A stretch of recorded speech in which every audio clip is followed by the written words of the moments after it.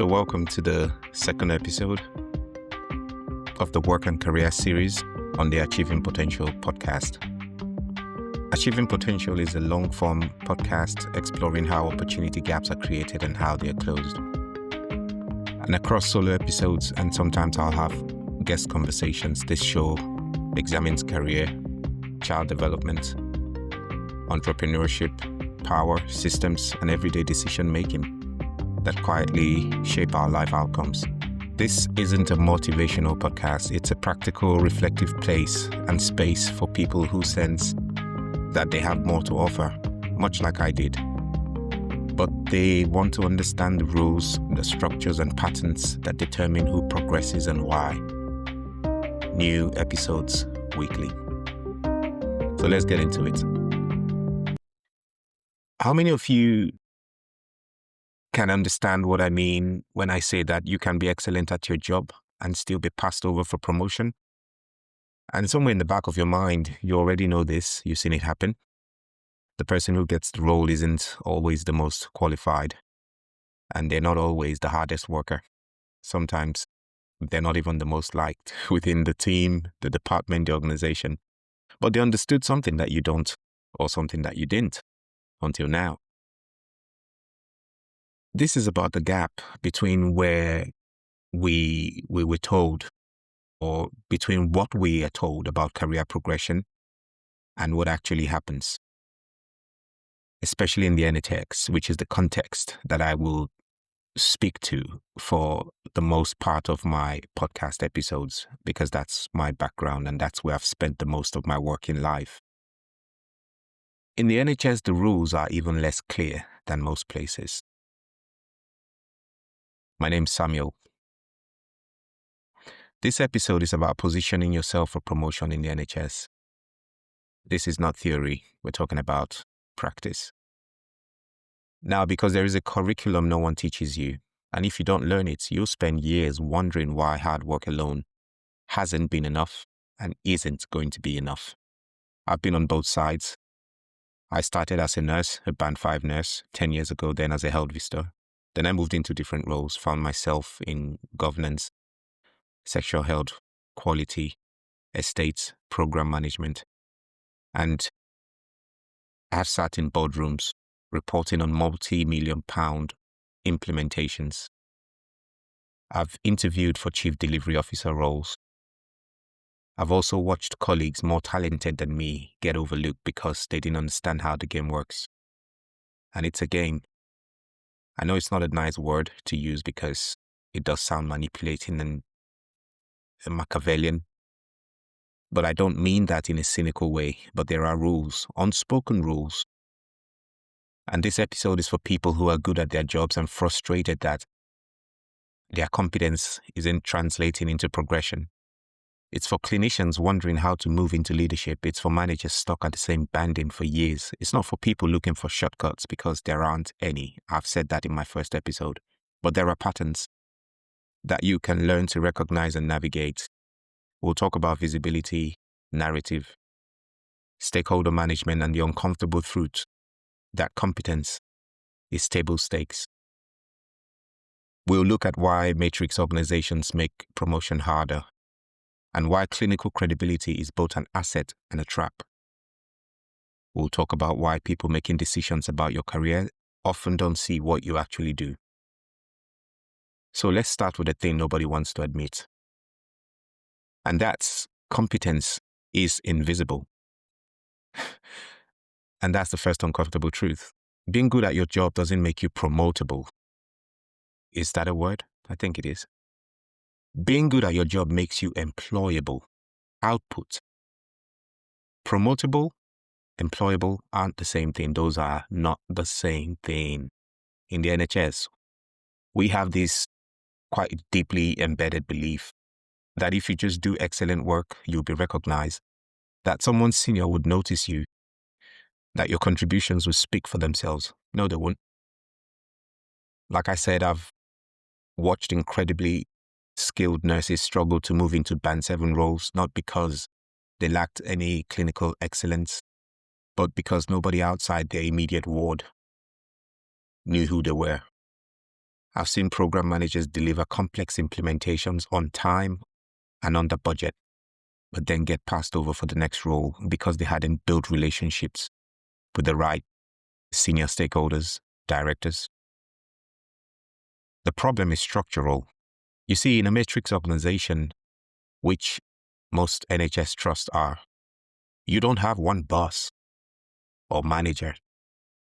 You have multiple stakeholders. The people who decide your promotion aren't more often the people who see you day to day. So they don't understand your day-to-day work. They see you in meetings, they hear about you from others, they read your reports, and they form impressions. And impressions are shaped by narrative, not by competence alone. Think about your own organization. Who got the last senior promotion? Was it the person who was objectively the best at the technical aspects of the role? Or was it the person who had built credibility across directorates, who had visibility at board level, who had positioned themselves as strategic rather than operational? I'm not saying that competence doesn't matter. It does. Because there are roles in operations, there are roles in finance, there are roles in strategy. Competence matters, but it's foundational. It's the floor, not the ceiling. And in the NHS, where resources are tight and roles become political the higher you go, the difference between getting promoted and being overlooked often comes down to how well you've managed the invisible parts of the job. So the things they don't teach you in your nursing degree or project management course are some of these, shall I say, Machiavellian tactics. The things that feel uncomfortable because they require you to think of yourself as a brand, not just a worker. And this is something politicians are very comfortable with. And people who grow their brands in society, they become very comfortable with these sort of things because the image you project sometimes represents a departure from the core of who you are. That's not to say that you require compromising who you are foundationally. No, it just requires you to think strategically. Visibility is a separate skill entirely.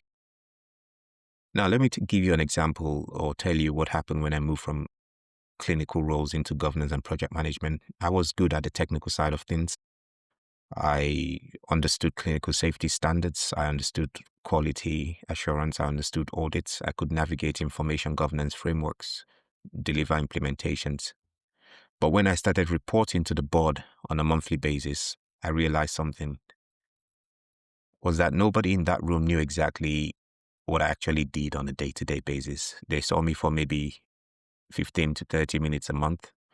They heard my updates, they asked questions, and in those 15 minutes, I had to create a narrative about my value. Now that's visibility. It's not about showing off, it's about making sure people who influence your career actually know what you contribute, because they won't know unless you tell them.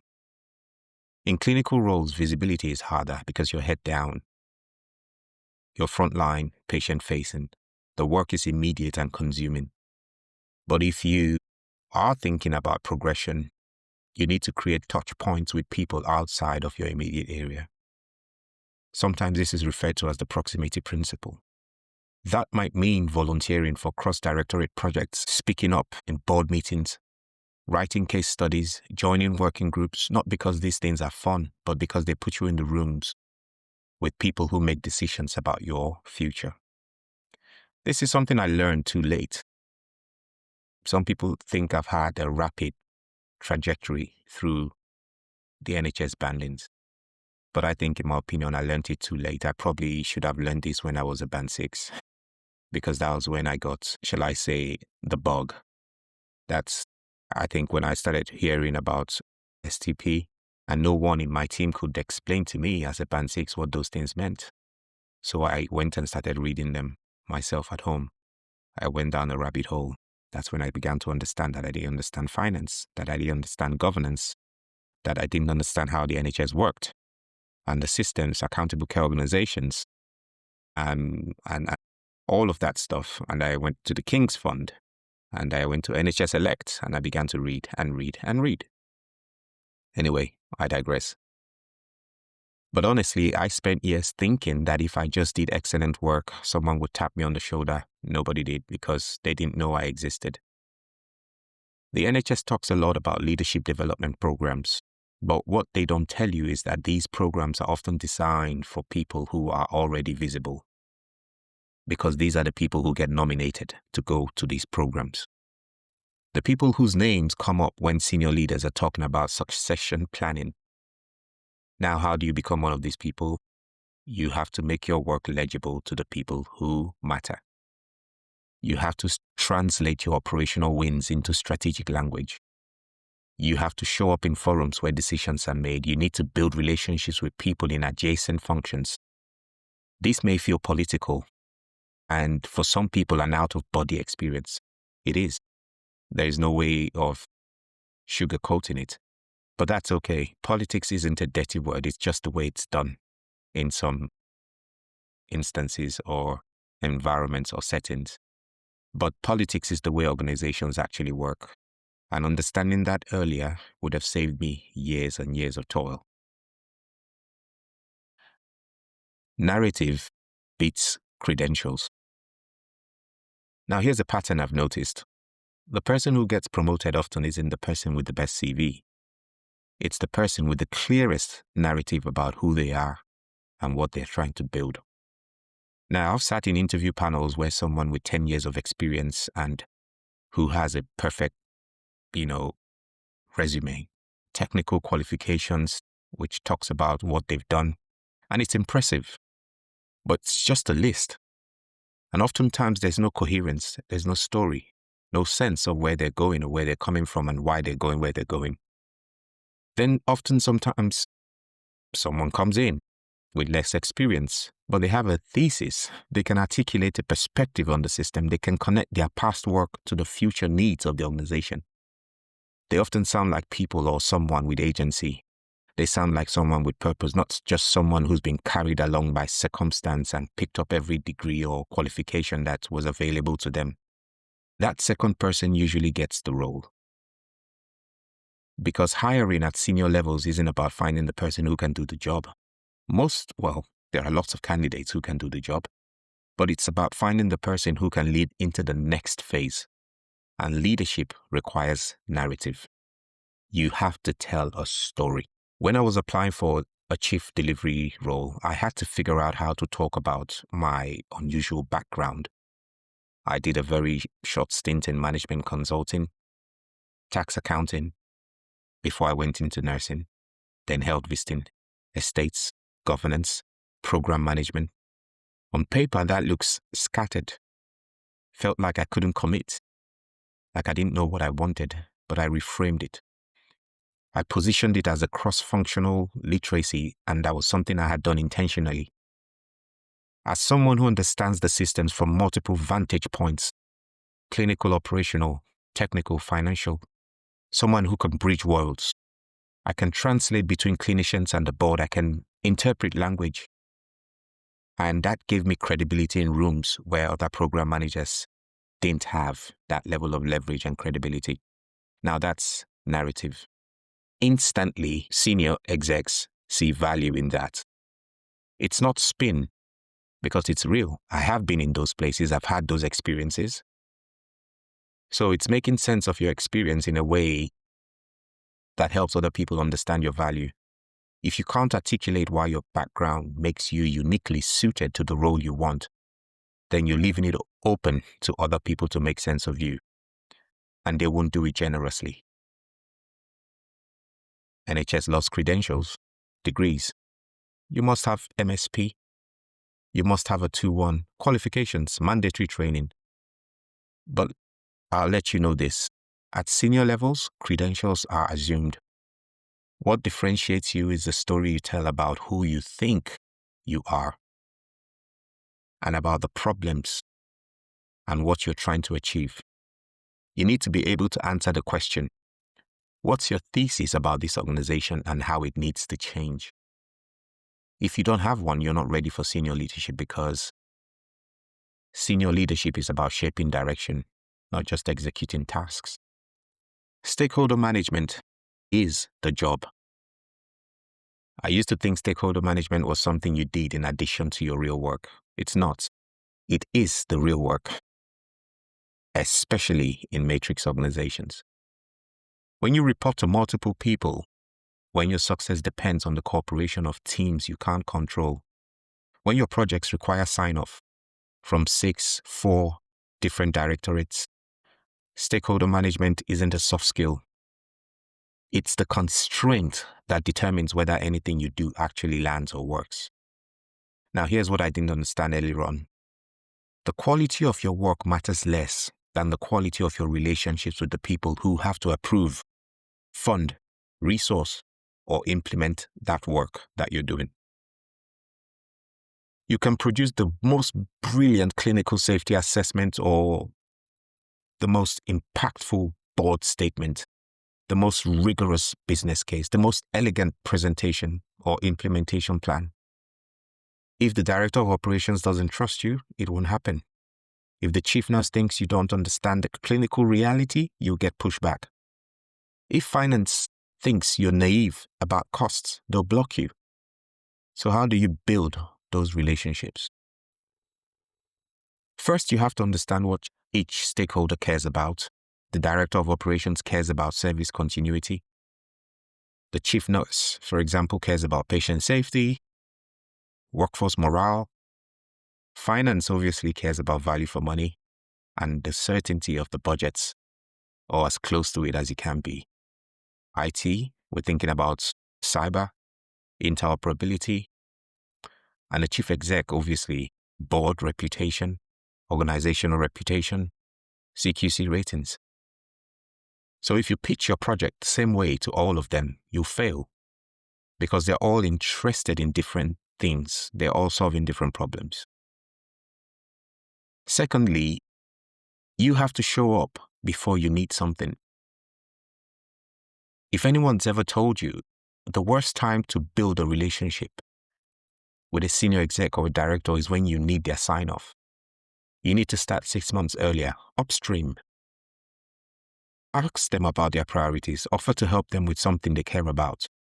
Be useful before you ask for anything. Thirdly, you have to manage the narrative about your work at board level. And this is because the board isn't seeing your work directly. They're hearing about it from executives. And executives have their own agenda, their own concerns, their own political pressures. If the exec who's supposed to be championing your project doesn't fully understand it, or doesn't feel ownership of it, or is worried that it might reflect badly on them, they won't advocate for you, even if the work is excellent. Trust me on that. I've learned this the hard way. I've had projects killed not because they were bad ideas, but because I hadn't built sufficient political capital with the people who controlled resources. The NHS, don't get me wrong, rewards technical competence, but it promotes people who can navigate politics. Those are entirely different skills. And the second one is harder to learn because nobody teaches it explicitly. Clinical credibility is a double-edged sword. Now, if you come from a clinical background, you have something most non-clinical managers do not have: credibility with frontline staff. Clinicians trust you because you've done the job. It's like a retired policeman who's going into politics. He appeals to that part of society and people who want law and order. As a clinician, you understand the reality of patient care. You're not some manager who's never been on a ward at 2 a.m. That's a huge asset. Especially if you're trying to implement change that affects clinical practice, you can speak the language. You can anticipate resistance. You can design solutions that actually work on the ground.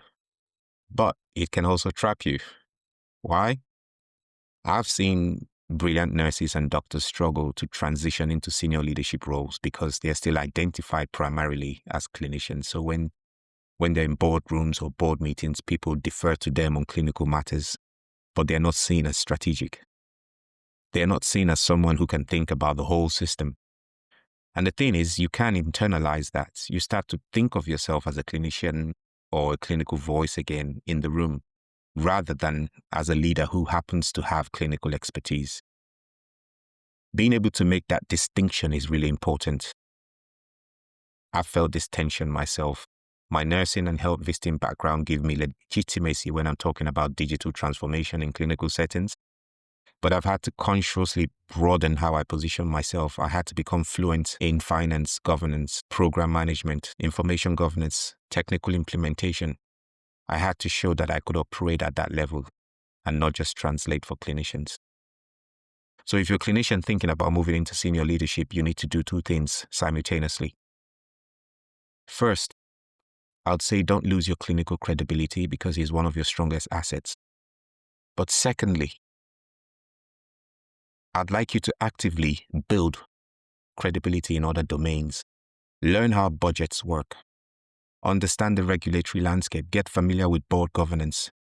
There are reports all over the internet. Download them and get familiar. If there are things you don't understand, look for someone, a mentor, and build those relationships. People like to be needed.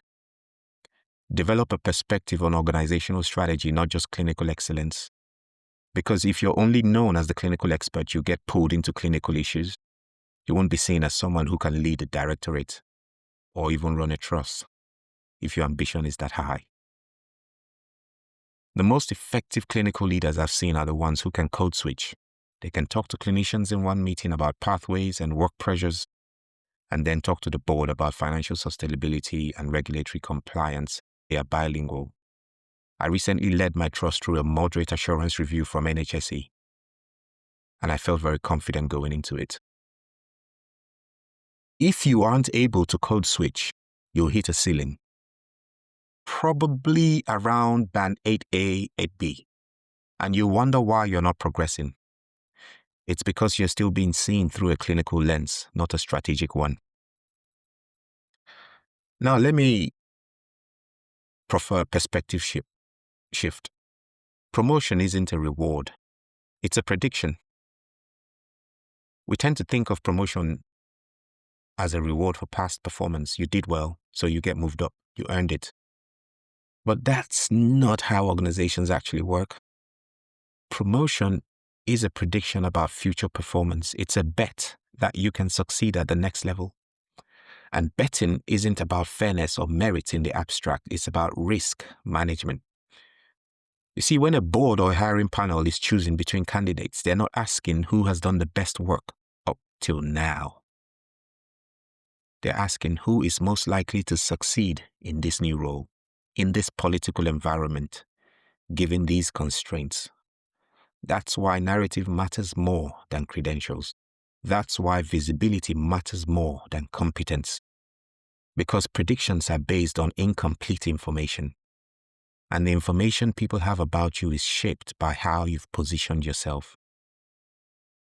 If you've been heads down, doing excellent work, but no one knows about it, you're high risk. Because decision makers don't have enough data to predict your success at a higher level. If you've built relationships, demonstrated strategic thinking, and made your work legible and visible to senior leaders, you are low risk, even if your technical qualifications aren't perfect. Now, I know this might be uncomfortable because it means promotion isn't about deserving, it's about probability, and probability is shaped by factors you can influence but not fully control. You can't control whether a director likes you, but you can control whether you've given them reasons to advocate for you. You can't control the political dynamics between directorates. No, you can't. But you can avoid getting caught in the crossfire by building relationships across the organization with integrity, if I might add. The people who get promoted aren't always the best, but they're usually the ones who've reduced the perceived risk of promoting them. That's the game. That is the game. And once you see it clearly, you can start playing it intentionally. Now, let me give you some practical takeaways. Let me attempt to distill this into things you can actually do. 1, make your work visible to people outside of your immediate team. That means finding forums where senior leaders are present, volunteering for cross-cutting projects, writing very concise updates that get circulated. You might use AI, but I would urge you to practice it and make it your own. Not because you're seeking attention, but because invisibility is a career risk. Number 2, develop a clear narrative about your career. Not a list of roles you've had, but a story about what you're building towards and why your experience positions you for it. Practice articulating this in 2 minutes. If you can't explain your own trajectory coherently, nobody else will do it for you, and nobody will believe you. Number 3, invest in relationships with stakeholders before you need them, particularly people in directorates adjacent to yours. Understand their priorities, be useful to them. Build political capital slowly. Because when you need support for a project or a promotion, it'll be too late to start then. Number 4, if you're clinically trained, actively build non-clinical credibility. Learn finance. There is a wonderful book by the HFMA called Introduction to NHS Finance. And I think they do have an accompanying book called Introduction to NHS Governance. It's a fantastic book. So learn finance, understand governance, develop a strategic perspective. Don't let your clinical background become the only lens through which people see you. Number 5, recognize that promotion is about future performance, not past merit. Which means your job isn't just to do good work. It's to help decision makers predict that you will succeed at the next level, and that requires evidence, relationships, and narrative. None of this is about being inauthentic. It's about making your authentic contributions legible to the people who influence your careers, because if they don't understand your value, they can't act on it. Now, in closing, I just want to say this. The unspoken rules of promotion exist because organizations are inherently political systems. They're not meritocracies. And that's not cynicism. It's just systems awareness. You can resist this if you want. You can insist that excellent work should speak for itself. And you'll be right in principle, but you'll also be stuck. Or you can learn how systems work and use that knowledge intentionally. Not to game the system, but to make sure your contributions actually count. The people who progress aren't always the most talented. They're the ones who understand that talent is necessary, but not sufficient. Relationships are my currency. Relationships matter. That narrative matters. Visibility matters. And once you understand that, you stop waiting to be recognized. You start creating the conditions for recognition. Not by compromising your integrity in any way, but by being strategic about how you operate in a complex system. That's the difference between hoping for promotion and positioning yourself for it. Thank you for listening. See you on episode 3.